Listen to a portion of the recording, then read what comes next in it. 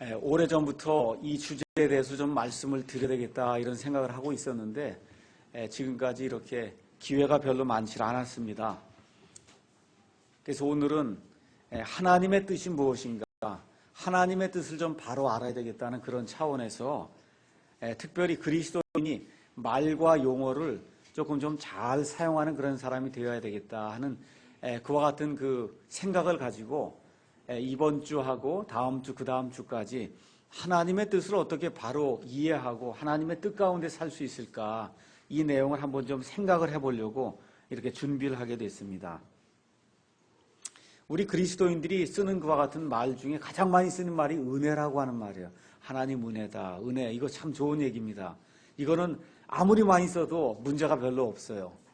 그런데 이 하나님의 은혜, 하나님의 사랑, 하나님의 긍휼, 이런 것 말고 또 많이 쓰는 말이 뭐냐면 하나님의 뜻이라고 하는 그런 말을 많이 사용해요. 이게 하나님의 뜻입니다.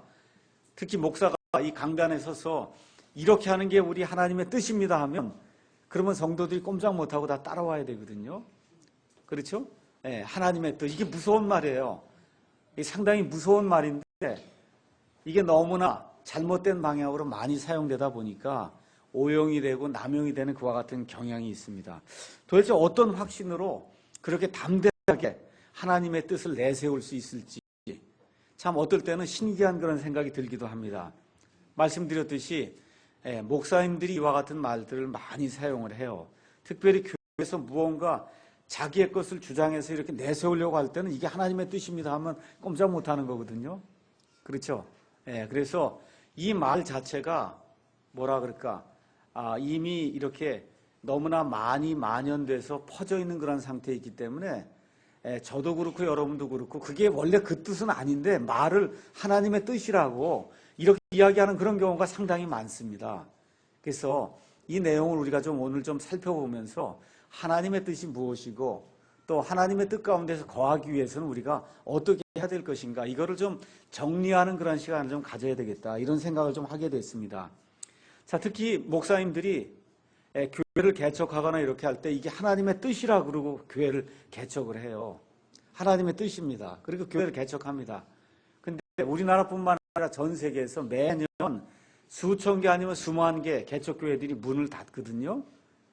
그럼 한번 생각을 해보셔야 돼요. 아니 이게 애초부터 이게 하나님의 뜻이었는가, 아니면 하나님의 뜻이 중간에 바뀌었는가, 아니면 아예 시작할 때 이건 하나님의 뜻입니다 이렇게 얘기를 안 하고 시작했으면 문제가 없는데 이 교회를 이 자리에서 우리가 하는 것이 하나님의 뜻입니다 하고 큰 소리를 치고 시작을 했는데 하고 나서 얼마 지나지 않으면 교회가 없어진단 말이에요. 자, 과연 이게 그럼 하나님의 뜻일까? 이런 것들이 우리를 헷갈리게 만드는 그런 일들 중에 하나입니다. 신학교를 나오면 반드시 목사를 하는 게 하나님의 뜻일까요, 여러분? 어떤 것 같아요? 교회를 이렇게 하려고 준비를 하는 가운데 돈이 다 모였어요. 그래서 사람들도 몇 명 모였습니다. 자, 이렇게 됐을 때 이게 교회를 하는 것이 과연 하나님의 뜻인가? 근데 많은 목사님들이 자기가 하고자 하는 그와 같은 일들을 꼭 이루기 위해서 이것이 하나님의 뜻입니다 하고 이야기를 하기 때문에 교회를 옮기는 게 하나님의 뜻입니다. 우리나라식으로 얘기하면 성전 건축을 하는 것이 이번에 하나님의 뜻입니다. 제가 그걸 받았습니다 하면 꼼짝 못하는 거거든요. 그렇죠? 이렇게 목회자들이 하나님의 뜻을 남발하고 오용하고 남용하다 보니까 이런 특수 현상 때문에 특별히 우리 한국 사람들, 우리 성도들 가운데도 매사에 하나님의 뜻을 찾는 경우가 많아요. 매사에 짜장면을 먹을까 짬뽕을 먹을까, 그렇죠? 음식점 가서도 자, 이거 음식이 있으면 이거를 젓가락으로 먹어야 되냐 숟가락으로 먹어야 되냐, 이런 것까지 하나님의 뜻을 찾다 보면 그럼 어떻게 돼요?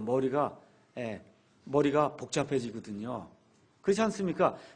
매사의 모든 일을 다 하나님의 뜻을 따라 하려고 하면 그러면 얼마나 복잡해서 살 수가 없을 거예요. 근데 목회자를부터 시작해서 성도에 이르기까지 이와 같은 현상이 너무나 남발이 되고 또 이런 것들이 너무 만연이 되고 하다 보니까 하나님의 뜻을 얘기를 안 하면 오히려 그 사람이 거룩하지 못한 사람이고 경건지 못한 그런 사람으로 비춰지는 현실이 지금 한국교회의 현실입니다. 예를 들어 하나님께서 이 직장을 주셨습니다. 저보고 거기 가서 일을 하라 그럽니다. 이게 하나님의 뜻입니다. 그렇게 성도들 앞에 이야기하고 나서는 또 5, 6개월 있다가 제가 다른 직장으로 옮겼습니다. 이렇게 이야기하는 분들이 또 있습니다. 그럼 이렇게 하나님의 뜻이 자꾸 바뀌냔 말이에요. 제가 알던 어떤 목사님은 제가 사임을 하고 어디 다른 나라에 가서 이렇게 하는 것이 하나님의 뜻입니다 하고 목사님이 선포를 하고 제가 가야 됩니다 얘기를 하니까 성도들이 그럼 또 그런가 보다 이렇게 생각을 하고 그럴 리가 있을까 이렇게 생각하는데 얼마 지나지 않아서 그게 하나님의 뜻이 아니고 제가 여기 남아있는 것이 또 하나님의 뜻이라는 거예요. 이렇게 되면 성도들이 헷갈리기 시작하거든요.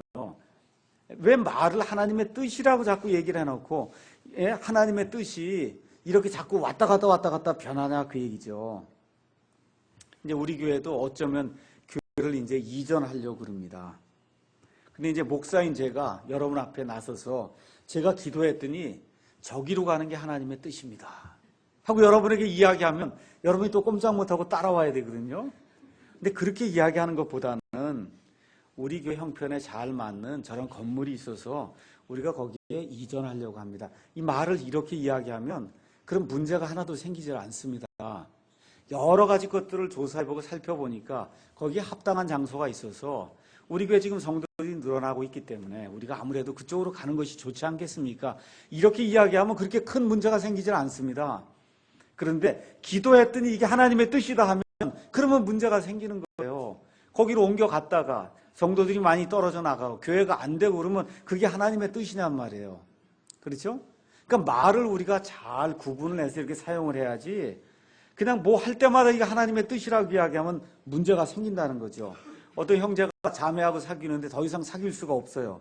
자매님, 기도한 결과 자매님과 만나는 것은 하나님의 뜻이 아닌 것 같습니다.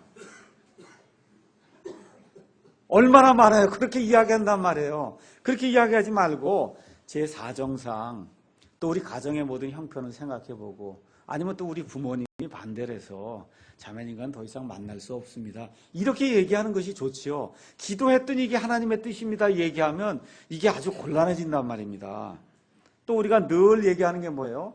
무슨 뭐 이렇게 뭘 합시다 뭐 얘기하면 우리 좀 더 기도해 봅시다. 하나님의 뜻을 구해야죠. 그렇죠? 얼마나 많아요. 뭐 얘기하면 다 하나님의 뜻을 찾아야 된다는 겁니다. 그래서 이와 같은 것 제가 이번 주에는 여러 가지 책들도 좀 읽어보고 여러 가지 이제 그 신학 서적들도 좀 읽어보고 하면서 이 하나님의 뜻에 대해서 우리 한국 사람들만 이렇게 혼동을 많이 하는 건가 아니면 미국 사람들도 이렇게 혼동을 많이 하는 건가 이렇게 보니까 미국 사람도 혼동을 많이 하더라고요. 근데 특별히 한국 사람들이 혼동을 더 많이 해요. 왜 그러냐면 목사님들이 서서 무조건 다 하나님의 뜻이라고 이야기하다 보니까 어려움이 이제 많이 생기거든요. 그래서 이번 주부터 시작해서 3주 동안은 하나님의 뜻 바로 알기라고 하는 그런 제목을 가지고 하나님의 뜻이 무엇인가, 성경에 무엇이라고 나와 있는가 한번 살펴보는 그런 시간을 좀 갖도록 하겠습니다. 하나님의 뜻은 영어로 will이라고 하는 그런 단어를 썼어요. 그래서 will of God 이렇게 되어 있습니다. 그래서 하나님의 뜻이라고 하는 그런 단어가 통째로 들어있는 will of God이라고 하는 그런 단어를 찾아봤더니 성경에 23회가 나옵니다. 그 다음에 주의 뜻이라고 하는 단어가 2번이 나오고 그분의 뜻이 10번 정도가 나오고 그 외에 will이라고 하는 그런 단어가 원하는 것이다 라고 하는 그러한 그 동사로 사용될 때 여러 차례 이제 나오게 되고 또 willing이라고 하는 그런 내가 뭘 원한다 I am willing 할 때 그 willing이라고 하는 그런 단어로 해서 또 여러 차례 나오고 또 그분의 뜻이라고 하는 그래서 will of him이라고 하는 그런 단어로 해서 적어도 수백 차례 will, willing, will of him 뭐 등등 해서 여러 가지 그 뜻이라고 하는 거 원한다고 하는 그와 같은 말이 성경에 이제 많이 나와 있습니다. 자, 그럼 먼저 하나님의 뜻이 뭔가? 뜻이 뭐예요? 뜻이라고 한 뜻은 하나님이 원하는 것이란 뜻이에요. 하나님이 원하는 것.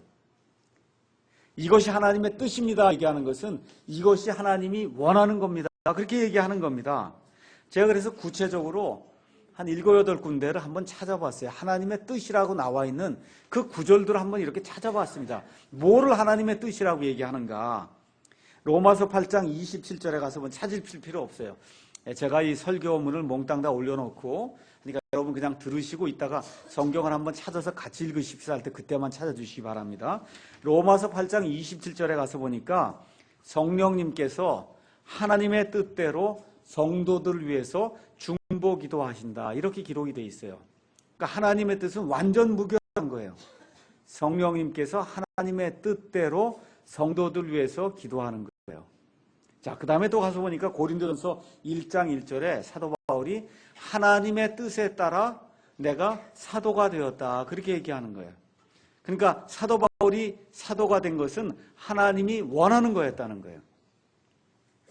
그 다음에 고린도후서 8장 5절에 가서 보니까 하나님의 뜻에 따라서 마케도니아 성도들이 헌금을 했다. 이렇게 기록이 되어 있어요. 그러니까 이게 헌금하는 그런 문제도 하나님의 뜻이구나. 하나님의 뜻에 따라 헌금을 해야 되는구나. 이런 내용을 우리가 또 살펴볼 수가 있고, 에베소서 6장 6절엔 또 뭐라고 되어 있냐면 너희는 그리스도의 종들로서 상전들, 위에 있는 주인들을 섬기되 하나님의 뜻을 행하여 눈가림을 하듯이 사람들에게 하듯 섬기지 말고 주님을 섬기듯이 그렇게 하라는 거예요. 그러니까 우리가 이제 직장을 다니면 위에 우리 주인이 있는데 이 주인을 섬기는 일을 하는 것 자체도 하나님의 뜻을 행해서 이렇게 섬겨야 된다. 지금 그렇게 나와 있는 겁니다. 그러니까 우리의 일상생활 하는 것도 하나님의 뜻하고 상관이 있구나. 이렇게 이제 우리가 이해할 수가 있습니다. 골로새서 4장 12절에 가서 보니까 하나님의 뜻 안에서 우리 성도들은 완전하고 완벽한 그러한 사람이 돼야 된다는 겁니다. 또 그래서 그걸 하기 위해서 우리가 계속해서 성화의 과정을 겪어야 된다. 성경이 그렇게 이야기를 하고 있습니다.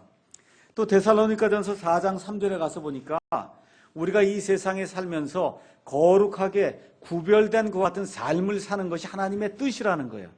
그러니까 저와 여러분이 거룩한 삶을 사는 것이 하나님이 원하는 하나님의 뜻이다. 그렇게 성경이 이야기를 하고 있습니다. 또 데살로니가전서 5장 18절 가서 보니까 기뻐하라. 그렇죠? 쉬지 말고 기도하라. 모든 일에 감사하라. 이것이 하나님의 뜻이라고 이야기해요. 이게 하나님의 뜻이에요.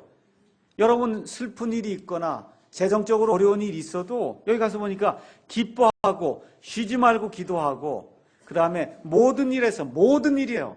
좋은 일이든 나쁜 일이든 모든 일에서 하나님께 감사하는 것이 그게 하나님의 뜻이라고 지금 성경이 우리에게 이야기를 하고 있습니다. 맨 마지막으로 가서 보니까 베드로전서 3장 17절에 너희가 이 세상에 살면서 잘 행함으로 고난을 받으면 그렇게 고난받는 것이 하나님의 뜻이라는 거예요. 잘못 행하고 고난받는 건 하나님의 뜻이 아닙니다. 도둑질하고 어떤 살인죄를 지고 이렇게 해서 감옥에 가고 이건 하나님의 뜻이 아니고 잘 행하는 가운데 사람들에게 핍박을 받아요. 하나님의 것을 잘하고 세상의 것을 잘하는 가운데 그런 가운데 예수님을 믿는다고 하는 그 이유 때문에 괜히 왕따를 당하고 그 이유 때문에 괜히 핍박을 당하고 이렇게 하면서 고난을 당하는 것은 그것은 마땅히 하나님이 원하시는 하나님의 뜻이라는 거예요. 자, 지금까지 제가 한 7, 8개 하나님의 뜻에 대해서 이제 말씀을 드렸어요. 자, 그러면 우리가 이제 일상생활을 하는 가운데 그러면 하나님의 뜻인가 아닌가를 매번 우리가 어떻게 알아야 됩니까? 이 성경 말씀을 보고 우리가 하나님의 뜻인지 아닌지 아니면 기도를 통해서 하나님의 뜻인지 아닌지 아니면 예언 기도를 통해서 하나님의 뜻인지 아닌지 뭘 들어서 하나님의 뜻인지 아닌지 그걸 우리가 구분해야 될 거 아닙니까? 여기에 이제 우리가 문제가 생기기 시작하는 겁니다. 자, 구약 시대에는 하나님께서 하나님의 뜻을 알려주실 때 특별히 이스라엘 민족의 이 앞으로 나아가야 될 그와 같은 길들을 알려주실 때 하나님께서 우림과 둠밈이라고 하는 특별한 그와 같은 도구를 사용해서 하나님의 뜻을 알려주신 그와 같은 일들이 있고 또 어떤 때는 대언자를 통해서 하나님이 대언자를 보내셔서 대언자가 하나님의 뜻을 알 수 있도록 그렇게 만들어주신 그와 같은 일도 있고 또 어떨 때는 하나님께서 기적을 통해서 이적을 통해서 표적을 통해서 하나님의 뜻을 알려주신 그와 같은 일들이 분명히 나와 있습니다. 근데 그 일들의 대부분은 가서 보시면 이스라엘 민족과 관련된 그와 같은 일들이에요. 자, 신약 시대도 우리가 하나님의 뜻을 아는 것을 가서 이제 구체적으로 살펴보면 이제 가룟 유다가 죽었단 말이에요. 가룟 유다가 죽었으니까 이제 한 명이 없어지게 됐어요. 그래서 가룟 유다 대신에 그를 대신해서 사도직을 이렇게 대신해야 될 사람을 뽑아야 되겠다. 그러면 하나님의 뜻을 알아야 되잖아요. 그래서 어떻게 했어요? 나중에 제비를 뽑아서 그래서 마띠아라고 하는 사람을 하나님의 이 사도로다, 예수 그리스도의 사도로 뽑는 것 같은 대목이 나와요. 이것도 어떤 개인의 일상적인 그러한 문제를 위해서 하나님의 뜻을 구한 것이 아니고 어떤 일이에요? 하나님의 그 복음 사역을 감당하기 위한 그와 같은 사람을 뽑기 위해서, 그래서 하나님의 뜻을 물었던 그와 같은 일로 우리가 분명히 기억을 할 수가 있습니다. 자, 그럼 제가 먼저 결론적으로 하나 말씀드릴 것은, 하나님께서 자신의 백성과 또 자신의 교회의 모든 것을 자신의 뜻대로 이끌어주는 것은 사실이에요. 예수님 안에 들어와 있으면 예수님께서 예수님의 뜻대로 우리를 이끌어주는 것은 사실입니다. 그런데 뭐는 사실이 아니냐 하면, 우리가 이사 가야 되냐, 직장을 가져야 되냐, 이 여자와 결혼해야 되냐, 남자와 결혼해야 되냐, 이 교회를 다녀야 되냐, 저 교회를 다녀야 되냐, 이와 같은 그런 매사 하나님에게 물으면 하나님이 그렇게 해라, 저렇게 해라, 예스, 노를 말해주는 그런 경우는 성경에 없다는 거예요. 이걸 잘 여러분과 제가 이해를 하셔야 됩니다.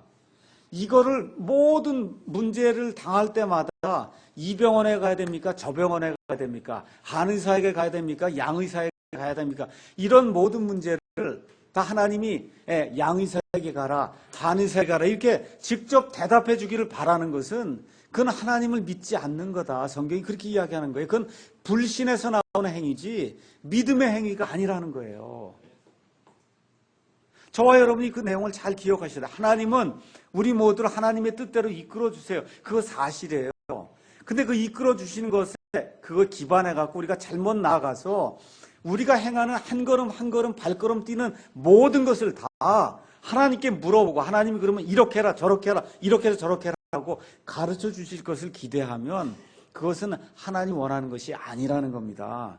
왜 그러냐면 고린도후서 5장 7절에 나와 있는 것처럼 우리는 믿음으로 걷고 보는 것으로 걷지 않는다, 그렇게 이야기했어요. 믿음으로 걷고 보는 것으로 걷는 사람들이 아니기 때문에 이런 모든 것을 자꾸 하나님의 뜻인가 아닌가 하고 자꾸 묻고 매사를 그렇게 결정하려고 하면 일단 머리가 아파요.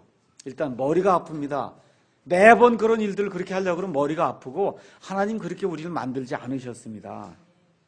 그래서 성도들이 행하는 그와 같은 일상생활의 행위와 관련된 하나님의 뜻은 저와 여러분이 하나님의 말씀을 읽고 그것을 통해서 각자가 인지하는 것을 통해서 그래서 우리의 일상생활에서 모든 것들을 결정을 하면 그러면 그것이 하나님이 원하신 것이다. 우리가 그렇게 이해를 할 수가 있습니다.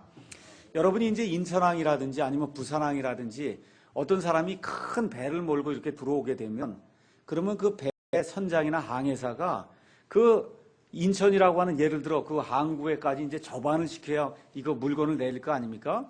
그걸 하려면은 그 선장이나 항해사가 이쪽 안으로 들어올 수가 없어요. 이 항구가 어떻게 생겼는지 알 수가 없기 때문에 반드시 누가 나가야 되냐면 파일럿이라고 하는 도선사라고 하는 사람이 나가서 그 도선사가 큰 배를 항구까지 이끌고 들어가는 거예요.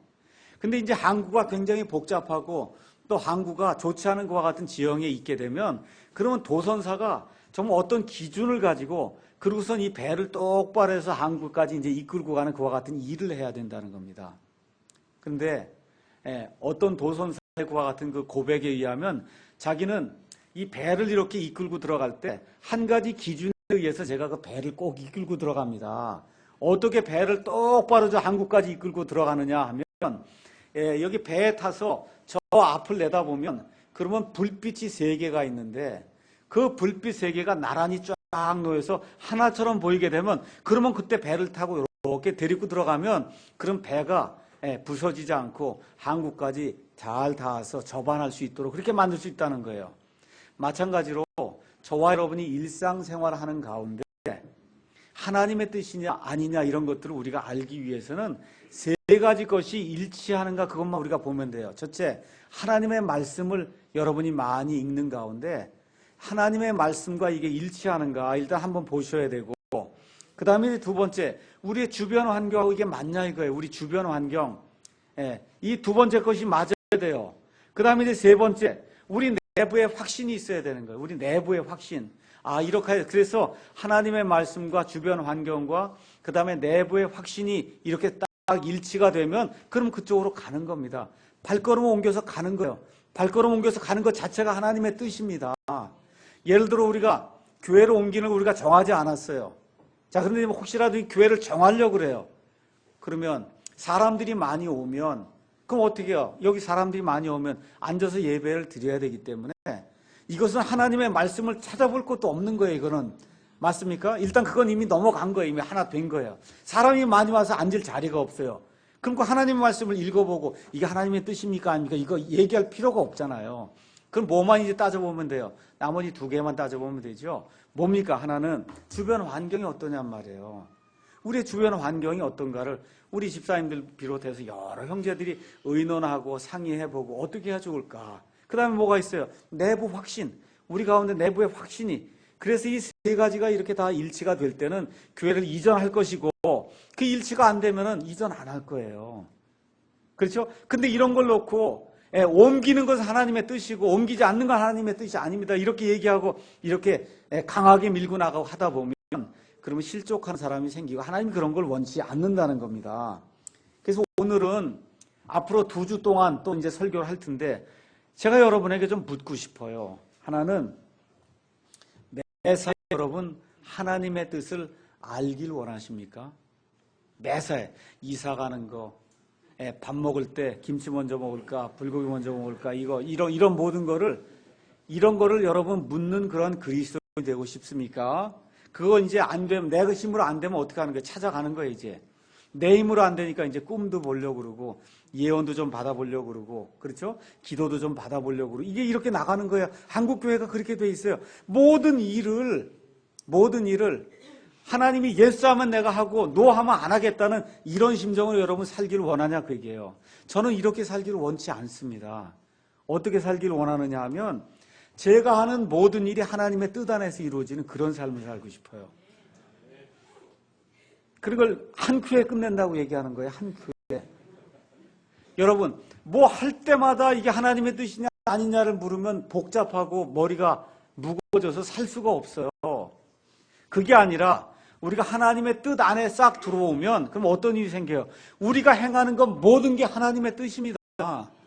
이렇게 되는 삶을 살아야 하나님이 기뻐하는 그런 삶이 된다는 거예요. 그런데 이런 삶을 살기 위해서는 몇 가지 전제 조건이 있다는 겁니다. 그러니까 여기 성경 가서 읽어보시면은 여러분이 사도행전에 가서 읽어보시고 하면 사도 바울의 그와 같은 일이 나와요. 쭉 내용이 나옵니다. 거기 가서 사도 바울이 이걸 하기 위해서 하나님의 뜻을 찾았다. 저걸 하기 위해서 하나님의 뜻을 찾았다. 그런 얘기 나와요? 안 나와요? 안 나와요. 그런 얘기 안 나옵니다. 왜 그래요? 하나님의 뜻 안에 들어와 있는데 뭘 하나님의 뜻을 또 찾아요? 사도 바울이 행하는 것 자체가 하나님의 뜻인데 뭘 하나님의 뜻을 또 찾으려고 예언기도 받으러 다니고 방언기도 하러 다니고 무언가를 들으려고 그러고 보려고 그러고 그렇게 할 이유가 전혀 없다는 거예요. 그러니까 예수님을 바로 믿는 그러한 그리스도인이 되면 자꾸 무슨 일을 할 때마다 이게 하나님의 뜻이냐 아니냐 해서 골치 아픈 그와 같은 이 경험을 하는 게 아니에요. 예수 믿는 그런 사람들은 어떻게 해야 돼요? 하나님의 뜻 안에 들어와서 걸으면은 그러면 그것이 하나님의 뜻이 된다는 겁니다. 그래서 그 내용을 제가 여러분에게 말씀을 드리고 싶은 거예요. 그래서 이번 주하고 다음 주하고 그 다음 주에는 뭘 말씀을 드릴 거냐 하면 전제 조건을 만족을 시키라는 거예요. 하나님의 뜻 가운데서 걸음으로 말미암아 내가 하고 있는 모든 일이 직장을 이걸 잡든지 저걸 잡든지 배우자를 이제 결정해야 될 텐데 이 자매를 해야 될지 저 형제를 해야 될 텐지 이사를 어디로 가야 될 텐지 짜장면을 먹든지 짬뽕을 먹든지 무엇을 하든지 하는 모든 게 그냥 다 하나님의 뜻 안에 있는 거예요. 그거 얼마나 삶이 편해져요. 맞습니까? 이런 삶을 살라고 하나님이 우리에게 주시는 거예요. 이 말씀을. 근데 이걸 잘못 이해하다 보니까 꼭 하나님을 무당처럼 생각을 해갖고 자꾸 점치는 그러한 식으로 나아가다 보면 머리가 아파서 살 수가 없다는 겁니다. 그래서 하나님의 뜻 안에서 걸어가는 그런 삶을 사는 것이 하나님이 원하는 그런 삶이기 때문에 그런 삶을 살길 여러분 다 원하시죠? 맞습니까? 그러면 그런 삶을 어떻게 해야 살 수가 있는가? 그걸 제가 여러분에게 이번 주하고 다음 주에 말씀을 드리려고 하는 겁니다. 자, 그러면 먼저 하나님의 뜻이 아닌 것을 제가 오늘 말씀을 드리고 한 가지 명백한 전제 조건을 여러분에게 말씀을 드릴게요. 내가 하는 게 다 하나님의 뜻이에요. 이렇게 되기 위해서 명백한 그런 조건이 하나가 있는데 그 조건을 여러분에게 말씀을 드리도록 하겠습니다. 먼저 하나님의 뜻이 아닌 것 세 가지만 말씀을 드릴게요. 첫째, 나를 위한 하나님의 계획이 미리 다 정해져 있기 때문에 그래서 나는 할 게 아무것도 없다 이렇게 생각해서 숙명론에 빠지는 그와 같은 사람들이 많이 있어요. 이렇게 빠지게 되면 그러면 어려움이 굉장히 심하게 닥칩니다. 머리가 터지게 돼요. 왜 그러냐 하면 뭐 하려고 할 때마다 이게 하나님의 뜻인가 아닌가를 계속 생각을 해야 될 거 아니에요. 하나님의 뜻이 아니면 그러면 어떻게 해요? 하나님이 미워하는 거잖아요. 그러니까 그거를 매일같이 그 생각을 하다 보면 아무 일을 못하게 되는 거예요. 이게 숙명론입니다. 불안해서 살 수가 없어요. 근데 성경에 나타난 하나님은 사람의 운명을 미리 정해놓고 그분께서 써두신 각본대로 사람이 움직이도록 사람을 로봇처럼 이렇게 조종하는 그와 같은 분이 아니에요. 저와 여러분에게 심지어 하나님을 믿지 않고 지옥에 갈 수 있는 그러한 자유의지도 주셨어요. 하나님이. 여러분 자유의지 가지고 계신 것 확신하십니까? 내가 하고 싶은 게 있고 하고 싶지 않은 게 있어요. 심지어 믿고 안 믿고 하는 그 문제도 하나님이 자유의지를 주셔서 선택할 수 있도록 그렇게 만들어 주셨습니다. 다시 말씀드리면 하나님은 전지전능하시기 때문에 저와 여러분이 앞으로 해야 될 모든 일을 다 미리 알고 계세요. 맞습니까?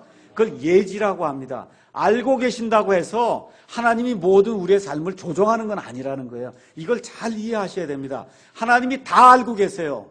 저와 여러분의 앞날을 다 알고 계십니다. 알고 계신다고 해서 하나님이 우리의 삶에 들어와서 하나님이 원하는 대로 이렇게 좌지우지하는 그런 삶을 살도록 만들지는 않는다는 거예요. 그래서 그 내용을 여러분이 기억을 하셔야 되고, 그 다음에 또 어떤 사람들은 그렇게 이야기합니다. 모든 것이 나와 상관없이 일어나며 그렇기 때문에 그 모든 게 다 하나님의 뜻이다. 오늘 자동차 사고를 당했어요. 이게 하나님의 뜻이지.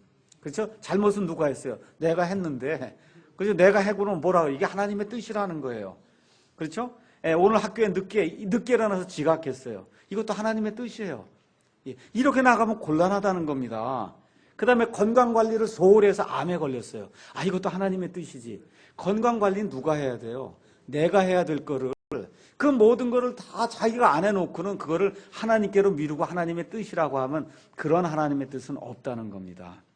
그 다음에 이제 저와 여러분이 특별히 젊을 때 이렇게 당하는 그와 같은 어려움이 있습니다. 그건 뭐냐면 하나님은 우리에게서 즐거움을 빼앗아가는 그런 사람이라고 자꾸 생각하는 거예요.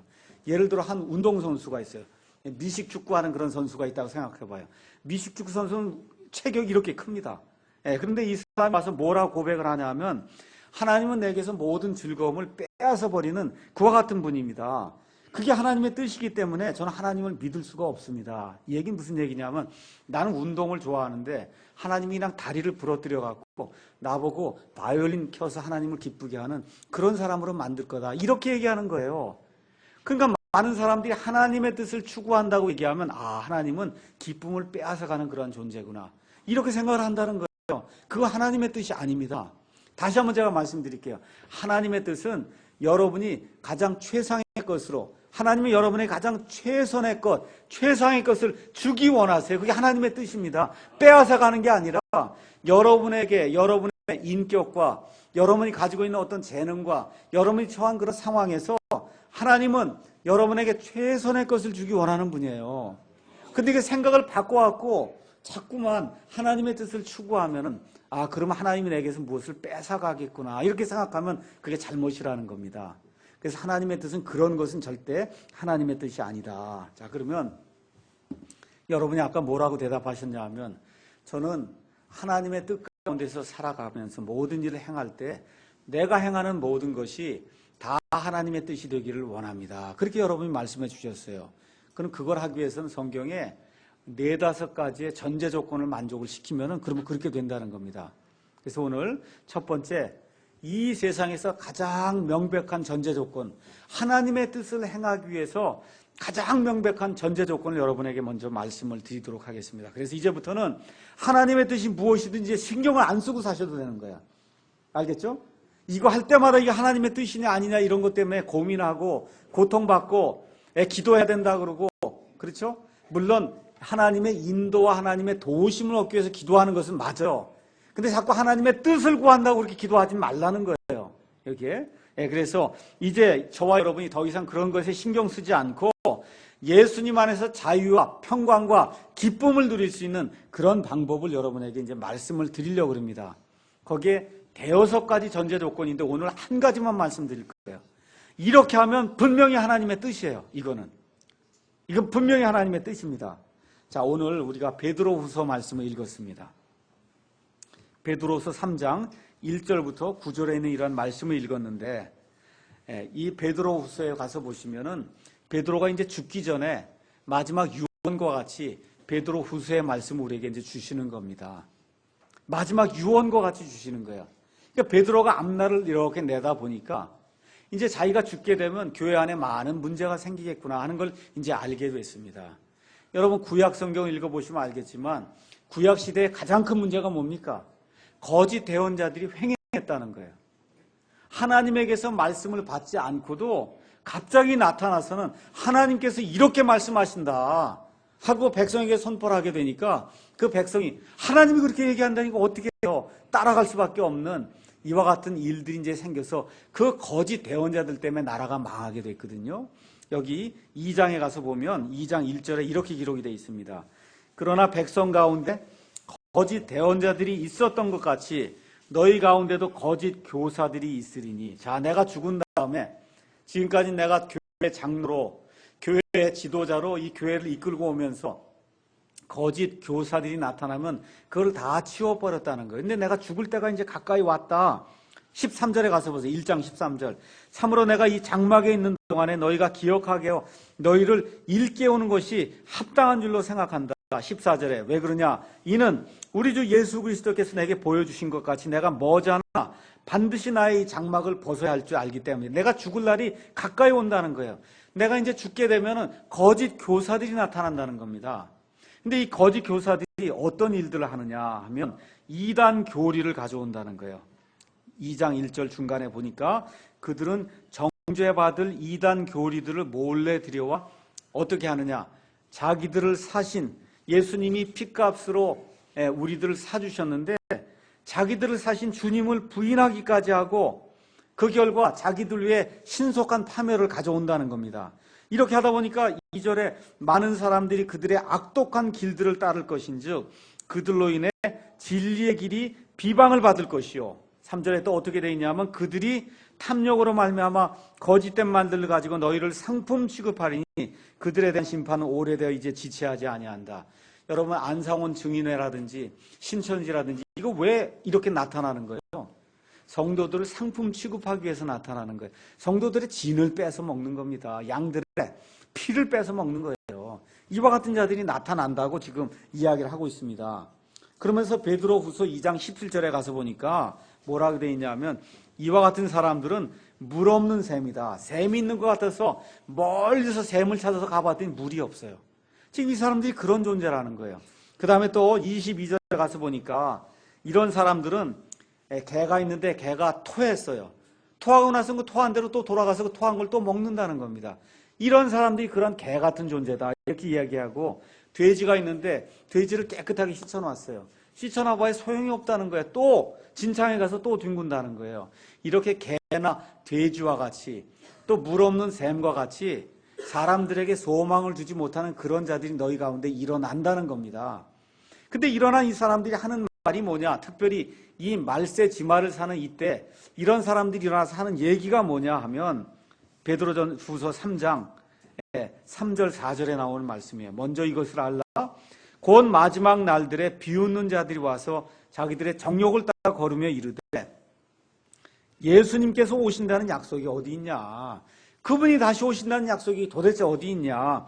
조상들이 지금까지 잠들고 하면서 이 모든 것이 창조의 시작 이후로 그대로 계속해서 이렇게 이루어지는 거지. 하나님이 말씀하시는 그런 재림과 같은 대격변은 있지 않다. 이렇게 주장하는 그런 사람들이 나타난다는 겁니다. 그랬더니 지금 사도 베드로가 그렇지 않다라고 얘기하면서 5절 6절에 하나님께서 창조하신 이후에 노아의 대홍수와 같은 그와 같은 대격변이 있어서 하나님을 믿는 사람은 하나님이 구원해 주시고 믿지 않는 그런 모든 사람들은 하나님께서 홍수를 통해서 완전히 심판하셨다. 하나님께서 그와 같은 일들을 해서 대격변이 있었지, 이게 사람이 죽고 죽는 이와 같은 이 균일한 이런 과정을 통해서 그래서 지금까지 세상이 이루어진 것이 아니다라고 지금 사도 베드로가 이제 이야기를 해주는 겁니다. 자, 이 이야기를 다 한 다음에 뭐라고 얘기하느냐 하면 3장 10절에 가서 사도 베드로가 그러나 주의 날이 밤에 도둑같이 오리니 그날에는 하늘들이 큰 소리와 함께 사라지고 원소들이 뜨거운 열에 녹으며 땅과 그 안에 있는 일들도 불태워지리라. 너희들이 지금 계속해서 균일하게 모든 게 변하지 않고 쭉 이렇게 유지된다고 이야기하는데 성경 말씀 가서 보면 그렇게 되어 있질 않다.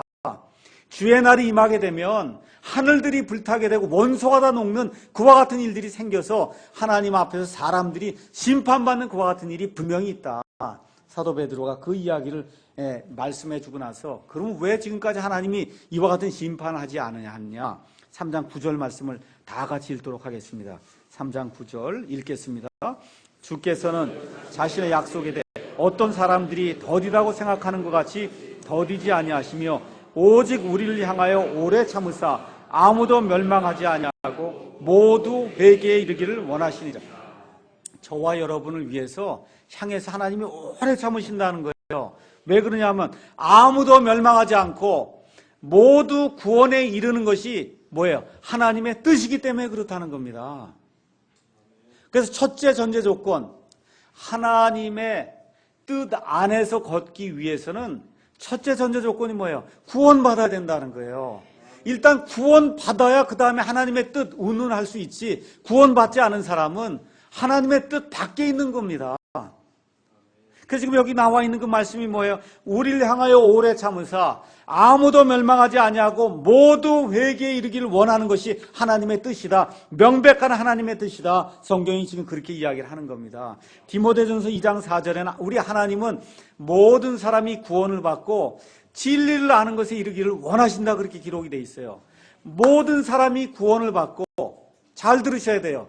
이 안에 아직 구원받지 못한 아이들도 있고 구원받지 못한 어른도 있어요. 하나님의 뜻 안에 거하길 원하면은 하나님의 가장 명백한 뜻은 뭐냐? 아무도 멸망하지 아니하고 모두가 구원에 이르기를 원하는 것이 하나님의 뜻입니다. 이 뜻 안에 먼저 들어와야 첫 번째 전제 조건이 만족이 되는 거예요. 여러분 하는 모든 일이 하나님의 뜻이 되면 얼마나 좋겠어요. 맞습니까? 내가 이 집을 사든 저 집을 사든 이 사람과 결혼하든 이 직장을 갖든 이 모든 게 그냥 걷는 모든 게 하나님의 뜻이면 얼마나 좋겠어요. 그렇게 되기 위한 가장 첫 번째 전제 조건이 무엇이냐?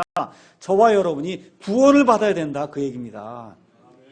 구원을 받아야 돼요. 그러니까 직장 문제다, 학교 문제다, 누구하고 교제하는 그런 문제, 결혼 문제, 집 문제, 이런 모든 문제를 저와 여러분이 놓고 하나님 앞에 이게 하나님의 뜻입니까 아닙니까? 묻기 전에 무엇을 먼저 물어야 되냐? 내 자신에게 무엇을 먼저 물어야 돼요? 내가 구원받은 사람인가 아닌가를 내 자신에게 먼저 물어봐야 됩니다. 우리 성령님께서 우리의 영과 더불어 우리가 하나님의 자녀인 것을 증언해 주신다 그랬어요. 맞습니까? 그럼 저와 여러분이 구원받은 사람인지 알 수 있습니까 없습니까? 있어요. 우리의 영과 더불어 하나님의 영께서 우리가 하나님의 자녀인 것을 증언해 주신다니까요. 그래서 제 영이 알 수가 있고 제 영이 내 자신에 대해 알 수 있어요. 여러분의 영이 여러분 자신에 대해서 알 수가 있습니다. 그래서 그 문제가 해결이 돼야 그 다음에 하나님의 뜻을 이야기할 수가 있다. 성경이 그렇게 이야기하는 겁니다. 다시 한번 제가 말씀드리지만 우리 사람으로 태어났습니다. 사람은 누구의 형상으로 만들어졌어요? 하나님의 형상으로 만들어졌어요. 하나님의 신성이 우리 안에 부여가 됐어요. 개나 돼지에게는 이런 신성이 부여가 되어 있질 않아요. 하나님의 신성이 부여가 되어 있기 때문에 그래서 구원받아 영원히 살 수 있는 그와 같은 일이 우리 가운데서 가능하다. 하나님이 그렇게 말씀해 주세요. 그래서 우리의 위치를, 우리의 신분을 잘 구분하는 것이 중요해요. 이 세상에 사람 같은 존재는 아무도 없어요. 사람과 같이 생각할 줄 알고 말할 줄 알고 자기 의견을 표출할 줄 알고 자기의 뜻을 내세울 줄 알고 이런 거 아무도 없습니다. 왜 그래요? 하나님의 형상으로 우리가 지어졌기 때문에 그 일이 가능한 거예요. 그러니까 사람으로서 해야 될 가장 큰 의무는 이 모든 것을 주신 하나님을 내 주인으로 영접하는 겁니다. 이게 가장 중요한 일이에요. 이게 가장 중요한 일이야. 사람으로 태어나서 사람으로서 해야 될 일들이 많이 있는데 그 가운데 가장 중요하고 가장 급히 행해야 할 그와 같은 일이 무엇이냐? 그 일은 하나님을 내 주인으로 맞아들이는 거예요. 하나님이 내 주인이십니다. 나를 창조하신 분이십니다. 하고 하나님을 맞아들이는 일, 그것이 하나님이 가장 기뻐하시고 하나님이 가장 원하시는 하나님의 뜻이다. 성경이 지금 그렇게 이야기를 하고 있습니다. 그래서 그리스도를 알지 못하고 하나님을 알지 못하게 되면 하나님의 사람이 아닙니다. 하나님하고 관계를 맺어야 돼요. 예수님하고 관계를 맺어야 돼요. 교회에 오는 게 아니에요. 교회에 오는 것과 예수님을 믿는 것은 다른 얘기예요. 교회를 아무리 오래 다니면 무슨 소용이 있어요. 예수 그리스도와 상관 있는 사람이 돼야 된다. 마가복음 3장 31절에 35절에 가서 보시면 예수님께서 어떤 집에서 가르치실 때 예수님의 어머니와 형제들이 찾아왔습니다. 그랬더니 제자들이 가서 예수님께 말씀드려요. 예수님, 주님의 어머니와 형제들이 찾아왔습니다. 선생님을 좀 만나길 원합니다. 그렇게 얘기하는 거예요. 그랬더니 예수님께서 누가 내 어머니요? 누가 내 형제냐? 사람들이 깜짝 놀랐을 거 아닙니까? 여기 분명히 마리아와 그의 형제들이 찾아와서 그래서 우리 형을 좀 보기 원합니다. 그렇게 얘기하는데 누가 내 어머니고 누가 내 형제냐? 그러니 얼마나 깜짝 놀랐겠어요. 그렇죠? 그 앉아있는 사람들 쭉 이렇게 훑어보시더니 여기 있는 이 사람들이 누구예요? 내 어머니와 내 형제들이 이 사람들이다. 그렇게 얘기하면서 뭐라 그래요? 하나님의 뜻을 행하는 자가 누구든지 그 사람이 내 어머니요, 내 형제다. 지금 그렇게 이야기하는 겁니다. 그러면 예수님하고 상관이 있으려면 어떻게 돼요? 하나님의 뜻을 행해야 돼요. 그러니까 하나님의 뜻을 행하는 사람은 어떤 사람이에요? 예수님의 형제와 예수님의 어머니가 되는 사람이에요. 예수님과 관계를 맺는 사람이 교회 다닌 사람이 아니에요. 예수님과 관계를 맺어서 예수님의 어머니와 예수님의 형제가 되는 그 사람이 하나님의 뜻을 행하는 사람이다. 지금 예수님께서 그렇게 말씀해 주시는 겁니다. 그래서 이 예수님께서 뭐라고 말씀하셨냐면 영생은 유일하신 참 하나님이신 아버지와 아버지께서 보내신 자 예수 그리스도를 아는 것입니다. 라고 요한복음 17장 3절에서 우리 예수님이 말씀해 주시는 겁니다. 요한일서에 있는 말씀을 제가 한 절 읽고 말씀을 마무리하도록 하겠습니다. 요한일서 2장 15절에서 17절에 있는 말씀을 제가 읽어보겠습니다. 세상이나 세상에 있는 것들을 사랑하지 말라. 어떤 사람이 세상을 사랑하면 아버지의 사랑이 그 속에 있지 아니하니 세상에 있는 모든 것 즉 육신의 정욕과 안목의 정욕과 인생의 자랑은 아버지에게서 나지 아니하고 세상에서 나느니라. 17절 세상도 그것의 정욕도 사라지되 오직 하나님의 뜻을 행하는 자는 영원토록 거하느니라. 이렇게 돼 있어요. 여기 나온 하나님의 뜻 중에 가장 명백하고 가장 시급한 뜻이 뭐예요? 구원받는 거다. 그 얘기예요. 구원받는 사람은 영원히 거한다. 지금 이렇게 이야기하고 있는 겁니다. 그게 단순히 그냥 어려서부터 예수 믿는 그런 가정에 태어났으니까 내가 엄마 아버지가 가라 그러니까 교회 가는 이 생활이 이제 접어야 될 때가 됐다는 거예요. 이제는 그 생활을 접고 예수님이 누구신지 정확하게 아는 이 진리의 말씀 안에 들어와서 하나님이 말씀하신데도 아무도 멸망하지 아니하고 모두가 구원에 이르기를 원한다고 하나님이 말씀해 주셨으니까 이 진리 안으로 들어오는 그 사람이 하나님의 뜻 안에 들어있는 사람이요. 이런 사람이 무슨 일을 할 때마다 그때 하나님의 뜻이 이루어지는 것이다. 성경이 그렇게 이야기하는 겁니다. 그래서 가장 명백한 하나님의 뜻은 우리가 구원받는 거예요. 우리가 구원받고 구원받지 못한 사람에게 구원의 길을 알려주는 건 물을 필요가 없어요. 하나님의 뜻입니다. 가장 명백한 하나님의 뜻이에요. 그럼 제가 물어볼게요. 전도하는 일 물을 필요 있어요? 없어요? 있어요? 없어요? 물을 필요 없어요. 바른 성경을 보급하는 이거 물을 필요 있어요? 없어요? 없어요. 바른 교회를 하는 일 하나님의 뜻입니까? 하니까 물을 필요가 있어요? 없어요? 그건 물을 필요가 없는 거예요. 그럼 100% 하나님의 뜻입니다. 결론 말씀드리겠습니다. 우리 그리스도인들이 용어를 잘 사용해야 돼요.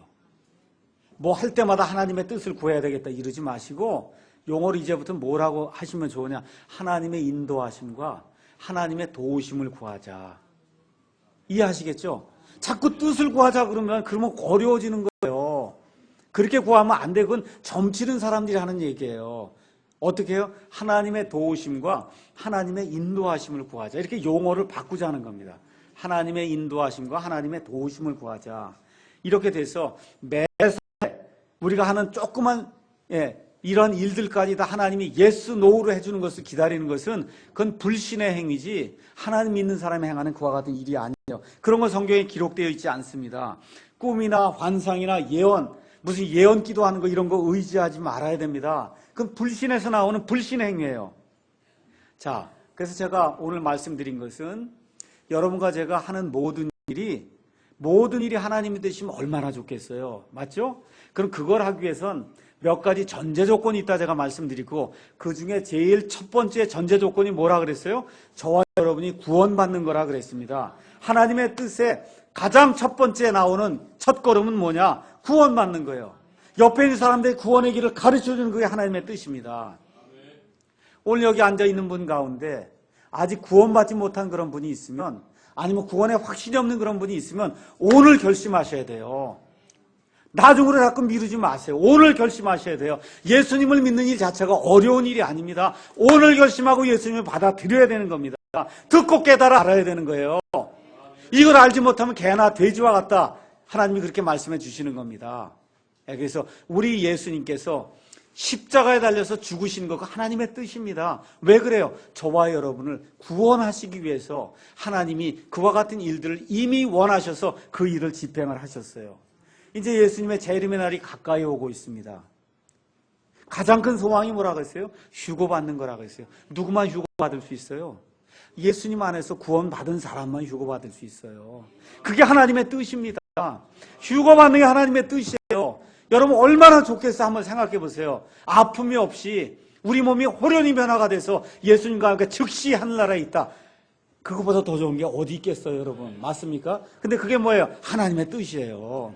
그럼 뭘 받아야 돼요? 구원을 받아야 우리가 예수님 재림하실 때 휴거도 받고 부활도 받고 예수님과 함께 몸이 호련히 변화가 돼서 정말 예수님처럼 정말 영화로운 그런 몸을 입고 영원토록 사는 그와 같은 꿈이 우리에게 있지 않습니까?